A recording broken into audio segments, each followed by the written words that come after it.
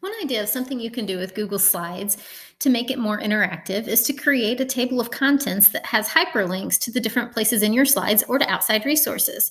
So I want to show you how this one works. You can click on each of these activities and it will take you to the slide about that particular activity. I also have hyperlinks on the different buttons on these slides to take you back to the table of contents. So we can go back home from each of these. So I want to show you how you can create a table of contents like this on a document. Okay, let's say that you had this particular activity and you wanted to assign a slide to each student. You could put the student's name in the name tag. So I'm going to link that one to Gracie. And then you could create a title slide up here at the beginning that actually has a table of contents on it, and then your little guys could click on their name. So this is one idea of way to do this. So you could insert a table and just create a table for however many students you have inside your class.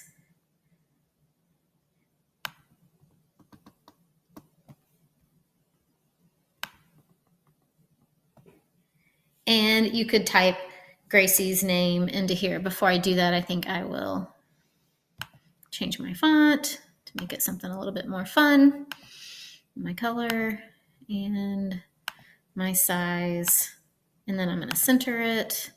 I want to set that up ahead of time so I don't have to redo it for every single cell. So I could type in the names. So I could continue to type in the names of all of my different students. Okay, so once you have all of the names of all of your students in there, now you can link them to the slides that you've assigned to each student. So for Gracie, for example, I put her name on slide 2. So I can highlight her name, and there are a couple ways to insert hyperlinks. You can right-click and go to link, or you can go up to insert, link, or you can see that the shortcut is Control-K. So any of those 3 ways are ways you can do that. And then you can link it to a slide in this presentation. Of course, you can always link it to a website right here if you're looking to create something to go to an outside source. We're going to link it to slide number 2 because that was the one we assigned to Gracie. And we're going to say apply. So then Gracie could just click on her name and it would take her right to her slide. Another way you could do this, if you don't want the lines underneath there, we'll say that this one is for Evan. And then we can go back here. So Evan was on slide 3. Another thing that you could do is you could insert shapes. So if I just wanted to insert shapes over this so it didn't put a line under everybody's name, I could insert a shape. And then Evan could click anywhere in his box, basically. So I'm going to insert this. It automatically comes with this gray fill color. I'm just going to change that to transparent, and I'm going to change the border color to transparent.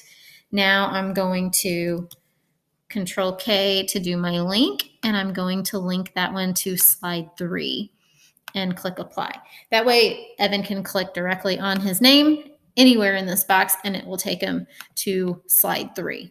Okay, so he can click right there and go directly to his slide. That should help prevent any confusion in your class if you have little guys.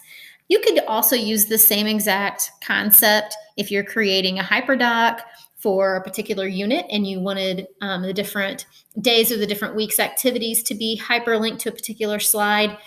You could create a table of contents for that and organize it that way. So you could have students create interactive stories. So one idea would be to do like a choose your own adventure story, and students could put shapes on there that would link to the different choice options. So there are lots of different ways that you could use hyperlinks within your Google Slides. Bye.